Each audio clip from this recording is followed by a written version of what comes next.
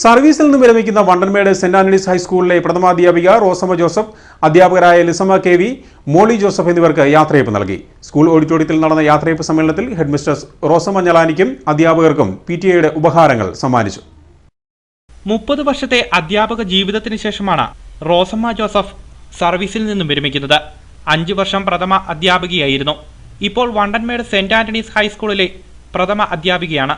യാത്രയയപ്പ് സമ്മേളനത്തിൽ PTA president Saji Samuel, സ്കൂളിലെ പ്രഥമ അധ്യാപകരായിരുന്ന Vinoji Mon CJ, Elsykutty Emmanuel, Jaisamma Thomas, mother superior sister Kusumam, Jacob Chellargovil, MES school vice principal V Maya, Kuzhithullu Deepa HSS high school headmistress Molly John, അധ്യാപകരായ Emily Mol Joseph, Soliyamma Jose, Biju Jacob, PTA executive അംഗങ്ങൾ, വിവിധ സ്കൂളുകളിൽ നിന്നെത്തിയ അധ്യാപകർ, മുൻ അധ്യാപകർ തുടങ്ങിയവർ സംസാരിച്ചു. PTA എക്സിക്യൂട്ടീവ് അംഗവും പൊതുപ്രവർത്തകനുമായ സുനിൽ വണ്ടൻമേട് ടീച്ചർക്ക് PTA ഉപഹാരവും സമർപ്പിച്ചു.